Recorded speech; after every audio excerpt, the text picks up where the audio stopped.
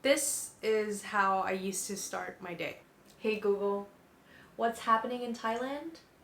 Thai police fired tear gas and rubber bullets Saturday at hundreds of protesters in Bangkok. Swiss woman, 57, is found raped and murdered at the bottom of a waterfall after travelling alone to Phuket.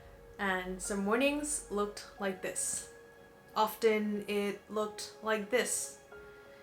These unregulated activities dictated my mental and emotional state throughout the rest of my day. I was constantly upset when the first thing I heard about was that depressing story on the news. I was filled with insecurity when the first thing I did was to compare myself to others on social media.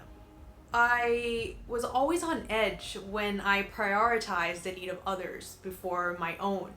I knew that something had to change, so I began to implement a morning routine. Today, my morning routine is pretty extensive, but believe it or not, this habit began with a cup of smoothie. From that one cup of smoothie, I began to slowly stack other habits like meditation and journaling or reading. The intention here is not to overwhelm you with a billion new habits you have to implement tomorrow morning. I want this to be a practical video where you are able to craft your own version of a morning routine that you'll love to wake up to so that you can have a happier and a more fulfilling day.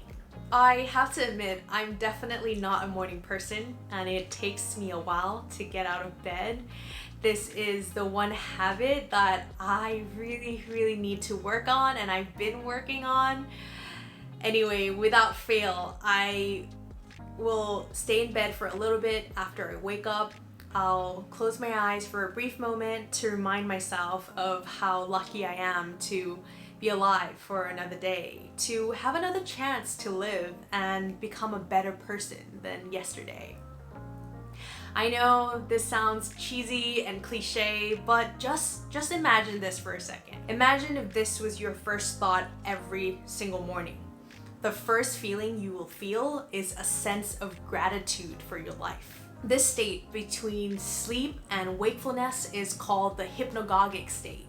Researchers have found that this is a window where our brains are primed for openness, sensitivity, and high suggestibility.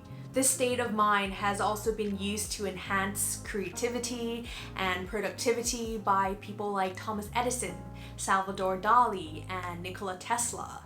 So why not take advantage of this and reprogram your brain so that you can wake up on the right side of the bed every single morning? I personally choose to reflect on how lucky I am to be alive for another day because we just don't know if this will be our last day or not. But you can choose to think of whatever you are grateful for. It's entirely up to you. So when I'm finally able to get myself out of bed, I will make my bed. Even if I'm staying at a hotel, which I was in this video, I will still make my bed. This is a huge mood lifter and an extremely easy task to complete.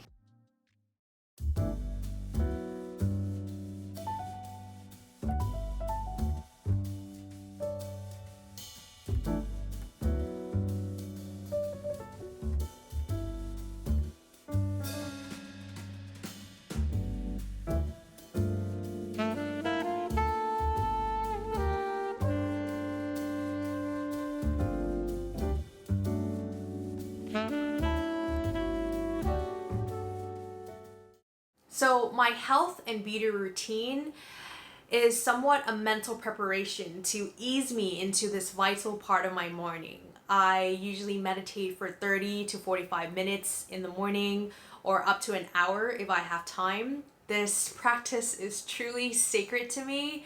This is as important as brushing my teeth. Even when I'm short on time, I will meditate for at least 5 to 10 minutes before I begin my day. If you're a beginner, start with 1 minute and see the difference that it will make in your day. As I close my eyes, I feel this sense of extreme relaxation and like relief meditation helps me see things clearly, which is why it's such an important part of my morning. It helps me prioritize my intentions by settling in the dust of thoughts and emotions that don't serve me, and help me clearly see what is truly essential. In simpler terms, it helps me anchor my thoughts, speech, and action to my purpose while letting go of the non-essentials. Every morning, I get to reconnect with my purpose and intention before I let the floodgates of external thoughts, ideas, and emotions open. I then capture this into my journal. What I write varies from day to day, depending on how I'm feeling and what I'm going through, as well as how much time I have. Some days when I have something heavy or important on my mind, I would just freely write to either dump those thoughts or get additional clarity. It's very different to see your thoughts written on paper as opposed to just kind of visualizing it running in circles in your head. Most days, this is what I usually journal in the morning, and it usually does the trick of keeping me on my track of purpose throughout the day. This is an example of what I wrote today. So I have an important presentation to give at work today, and I have the tendency to put a lot of pressure on myself to make sure that every little thing goes according to plan and that every little thing is perfect, because when it's not and when things don't go to plan, which things always do, I am susceptible to feeling like I am not good enough, that I didn't do good enough. It's something that I'm working on, and it's deeply rooted in my tendency to people please. So by taking the step to mentally prepare myself and internally validate myself, I am less affected by criticisms or compliments. I see my morning meditation and journaling practice as a mental and emotional shield. Essentially, it's a way to regulate my emotions and safeguard my mental health. We work out and eat healthy every day, or at least we try to, in order to strengthen our physical immunity. So why don't we do the same for our mental health? Just think about this for a second. At the height of the pandemic, which is what we're going through right now in Thailand, if you don't leave your house, if you don't have contact with another human being, you're most likely going to stay physically healthy. Whereas the chances of your mental health deteriorating is extremely high from the news you consume, the stories you hear, or even the sound of the ambulance outside of your house every single day.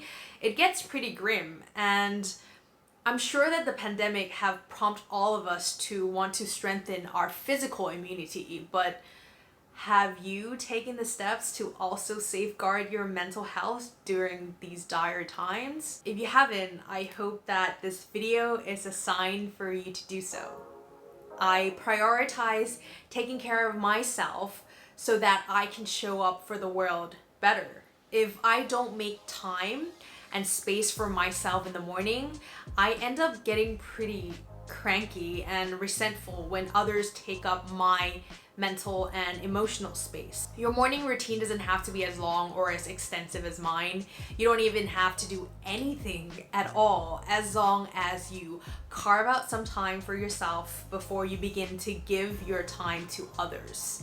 Like I've mentioned earlier, this routine began with a cup of smoothie. So all you really need is one habit that you can foster and engage with on a daily basis, and then work your way up. I'm sure you already have it. I'm sure you brush your teeth every morning. You have your coffee every morning. Try to stack on top of that. Your morning routine can be as short as 10 minutes or as long as 3 hours. The key takeaway here is that as long as you are taking the steps to create the shield to safeguard your mental health, you are on the right track. And if you don't know where to start, I hope this list helps. An important thing to note is also the fact that I don't follow every single thing that I have mentioned in this video every single day. I do have a more condensed version of non-negotiables. I believe that even if you're in a rush, even if you're short on time, it is still important to carve out some time and space for yourself every single morning. Thank you for staying until the end of the video. I really appreciate every single like, subscribe, and every single view. I hope that this video is able to contribute to you taking better care of your mental health in some way or another. I'll see you all in the next video. Bye!